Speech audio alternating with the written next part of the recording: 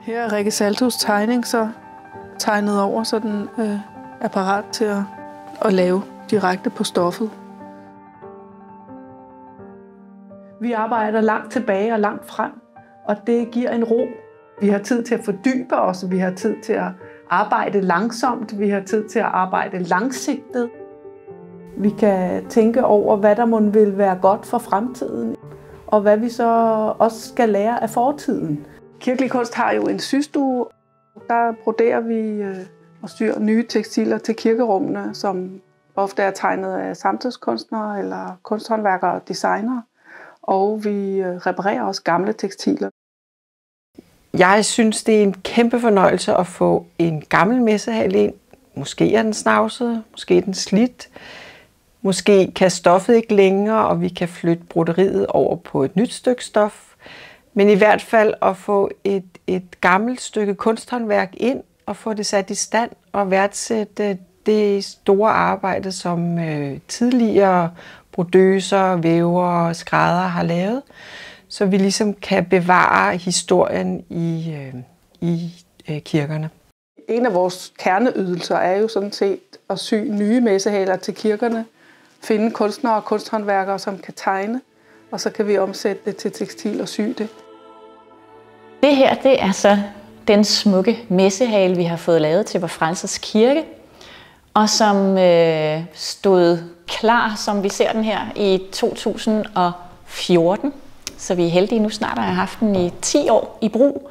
Det kan man jo ikke se på det her vidunderlige træ, guldtræ, æbletræ, som det skal forestille, og som er designet af Rikke Salto, og som er udført af brodøse Lizzie Damgaard på Selskabet for Kirkelig Kunst.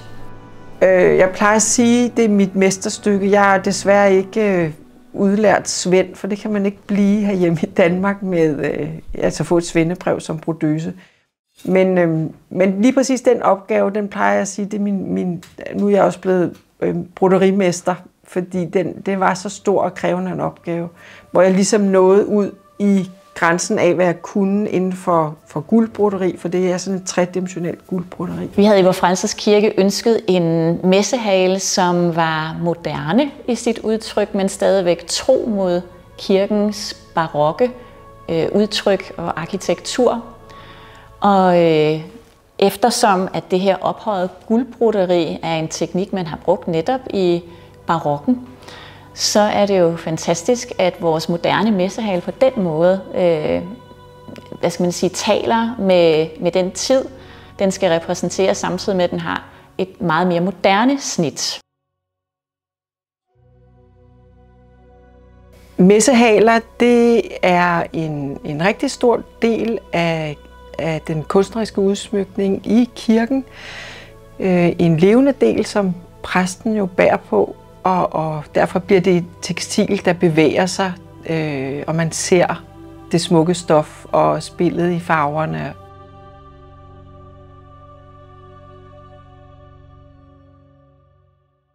Det er i messehale, Peter Carlsen har tegnet til Nivå Kirke. Og for dem, der ikke kender ham, han arbejder meget med papirklip. Det er jo det, han er mest kendt for. Og det har han så ført videre til messehalen. Det var hans første tekstilværk, så vidt jeg ved. Og det har han lavet i samarbejde med os. Han har spurgt os til råd, så vi har ligesom fulgt ham hele vejen. Vores arbejde som brodøser her, det er at fortolke og oversætte kunstnerens eller designerens tegning til tekstil. Og det er vores fornemmeste opgave, det er vi lever med vores kendskab og vores erfaring, og se, hvad der kan lade sig gøre, hvad der ikke kan lade sig gøre, hvad der skal laves om på tegning, for at det egner sig til det stof, der er valgt, til de teknikker, der er valgt. Om vi overhovedet kan bruge de teknikker eller det stof til den tegning, der er lavet, eller om kunstneren skal lave tegninger om, så at det kan tilpasse det til stoffet, eller omvendt. Vi er jo fortolkere, oversættere. De tekstiler, vi har i kirken, repræsenterer jo de forskellige tidsaldre, vi har.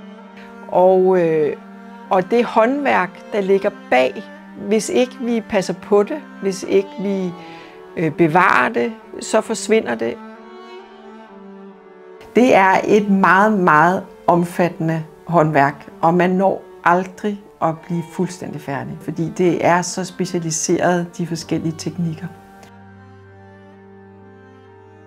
Og kirkerne er fyldt med tekstiler, og det tænker man måske ikke over til daglig, men det er noget af det, som vi er rigtig gode til herinde. Det er at restaurere de gamle og lave nye. Der er alterdue, der er messehaler, der er forskellige slags kalkklæder og alt sådan noget.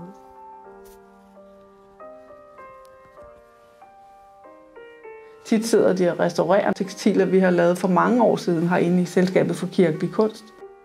På den måde så følger vi, som om det var nogle små børn, følger vi dem, når de bliver voksne og gamle, og de skal noget nyt. Og det giver hele det her sted en meget særlig stemning.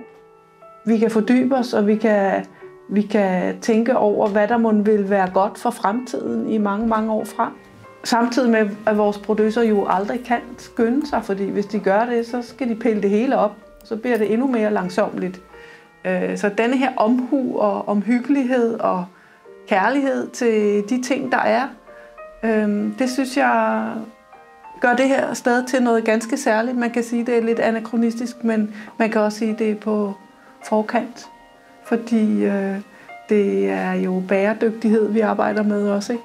Så på en måde tror jeg, at langsomheden kommer tilbage nu, og det kan kun være til glæde for kirkerne og for de fremtidige generationer.